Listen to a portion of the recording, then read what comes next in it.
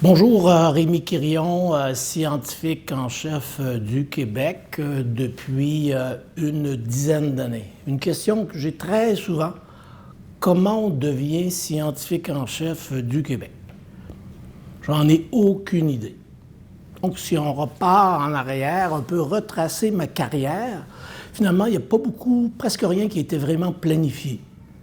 Hein? Il y a des opportunités, des occasions et on les saisit. Ça a commencé quand? Ça a commencé dans mon petit village en Estrie. Mes parents restaurateurs et à partir de l'âge de 12 ans, j'aidais mon père à faire des hot dogs et des hamburgers dans le restaurant du village. Notre spécialité, c'était tout et rien. Donc le seul restaurant du village, on fait un peu de tout. J'ai appris à faire des hot dogs, des hamburgers, comme je disais, et c'est encore probablement ce que je fais le mieux aujourd'hui. Donc on pourrait essayer ça ensemble aussi, là, ce genre d'activité-là, qui est un peu loin de l'intelligence artificielle, mais quand même. Donc par la suite, assez de facilité, mes frères et sœurs aussi dans la famille. Moi, je suis le quatrième de 8. Et en chimie, au secondaire 4, le professeur me dit « Bon, Rémi, perds pas ton temps à faire secondaire 5.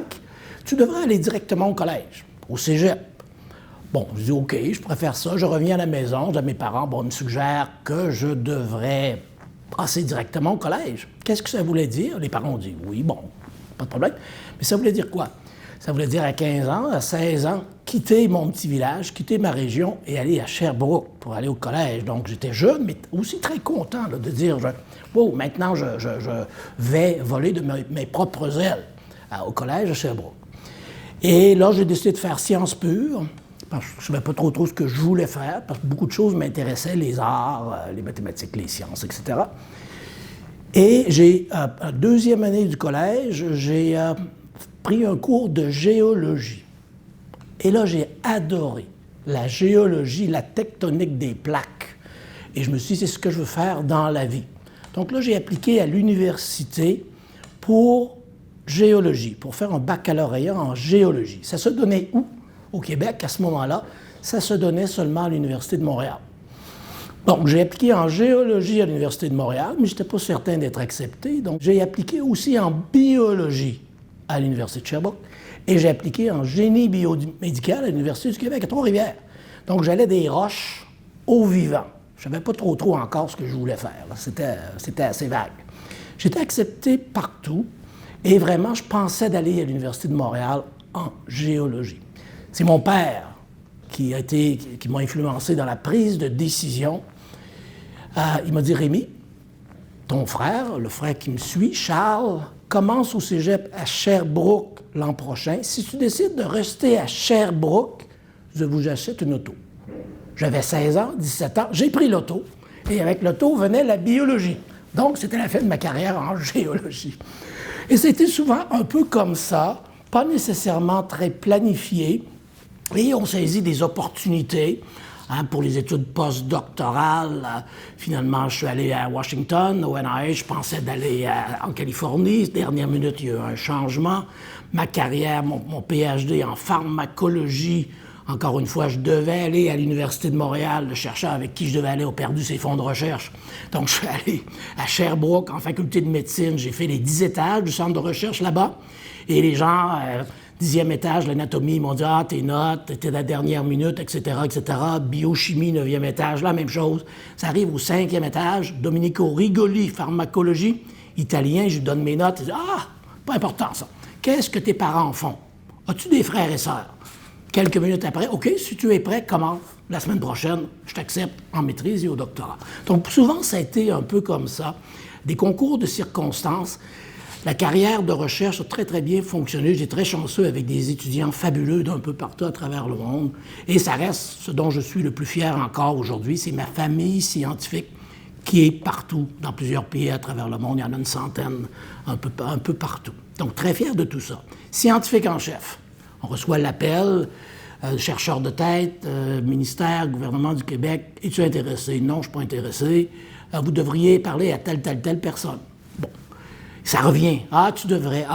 Fait que finalement, j'ai peut-être fait l'erreur, je ne sais pas, là, de dire, OK, je vais aller rencontrer le comité, mais pas vraiment un type de candidat, on verra ce qui va arriver. Et le reste, c'est un peu de l'histoire, là. Donc, ils m'ont fait une offre. Mais ce qui était le plus difficile dans cette décision-là, c'est que je devais fermer mon laboratoire. Je devais quitter la recherche active parce qu'en même temps que je suis scientifique en chef, je préside les fonds de recherche du Québec. Donc ça, c'était le plus difficile parce qu'il fallait faire un deuil de la recherche active, mais l'intérêt du poste de scientifique en chef, un peu comme l'intérêt lorsqu'on fait de la recherche en milieu académique ou dans le secteur privé, c'est qu'on apprend quelque chose de nouveau à tous les jours. Donc, j'ai appris beaucoup au cours des 10 dernières années comme scientifique en chef avec 4 premiers ministres différents, 8 ministres, différentes couleurs de gouvernement, beaucoup de résilience, mais aussi des façons de faire différentes. Lorsqu'on conseille un gouvernement, on n'a pas le temps d'écrire une thèse de doctorat. Là. On a vu avec la pandémie encore plus, là, il fallait faire ça de façon très, très, très rapide avec des données de recherche qu'on connaît plus ou moins bien. C'était très stimulant, on a appris beaucoup et globalement, maintenant, mon rôle s'est élargi et je préside un regroupement international, l'International Network for Government Science Advice. Depuis le mois de septembre, je suis président de ça. On est dans plus de 130 pays. Et là, c'est augmenter les capacités en conseil scientifique partout dans le monde. Si on en vient maintenant à l'intelligence artificielle, à quoi ça peut servir? Et pour moi, c'est un des très bons exemples, j'utilise très souvent, avec les élus, avec le gouvernement, avec la société civile, nos concitoyens, hein, les chercheurs qui ont commencé dans ce secteur-là en premier, les mathématiques appliquées, si on veut. Souvent, les collègues disaient, ben oui, il perd son temps. Là. Il s'amuse avec des équations, des algorithmes. Ça va des quoi dans lui? C'est une perte de temps épouvantable. Donc, ça a pris plusieurs années avant de commencer à se dire, oui, peut-être qu'il peut y avoir des applications de ce genre d'approche-là, de ce genre de technologie-là. Donc, c'est un des exemples très importants, c'est-à-dire la recherche fondamentale, la recherche non dirigée, dans tous les secteurs, c'est excessivement important. On l'a vu avec la pandémie, le développement rapide des vaccins à l'ARN, ben, c'est pas arrivé du jour au lendemain. Ça faisait 30 ans, 35 ans de recherche sur l'ARN avant que ça devienne applicable pour développer des vaccins, des molécules, des médicaments. Donc souvent, j'aime mieux plutôt que parler de recherche fondamentale et de recherche appliquée, c'est parler de recherche appliquée et de recherche pas encore appliquée.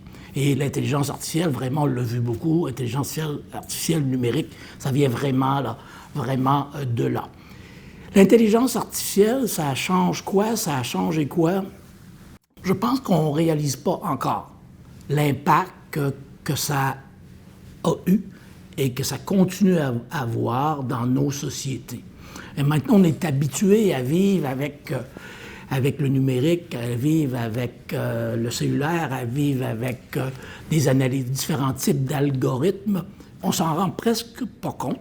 Et on peut penser, par exemple, sur la fameuse pandémie.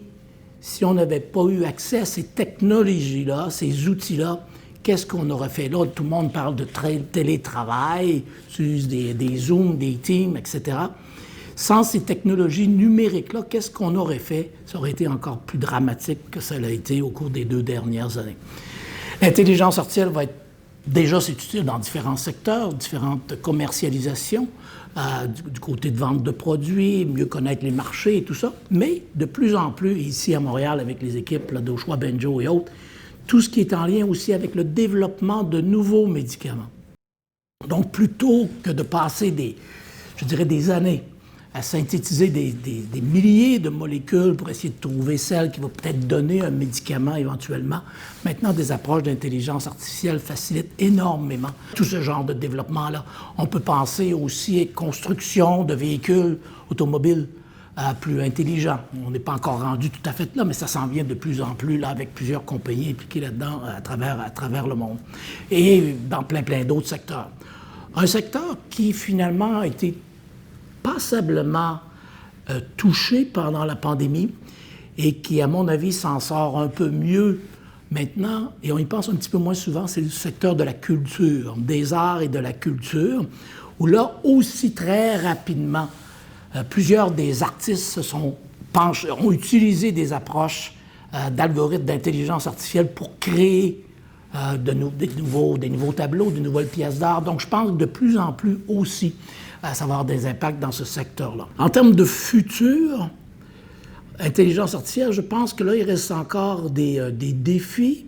Un des grands défis en termes de recherche, je dirais, plus fondamental, c'est de marier l'intelligence artificielle et le quantique. Donc, ces deux secteurs-là, qui, c'était pas si évident que ça, il y a quelques années, même seulement juste 2-3 ans, je pense que plusieurs des collègues, des experts en intelligence artificielle auraient dit le quantique, ça ne sert pas à grand-chose. Un peu comme on disait de l'intelligence artificielle il y a plusieurs années. Donc maintenant, il commence à avoir l'émergence avec les ordinateurs quantiques de marier ces deux secteurs-là et ça va multiplier encore les capacités d'analyse là, de très, très grandes bases de données grâce à l'intelligence artificielle et au quantique. Donc je pense qu'il y a énormément de ce côté-là aussi.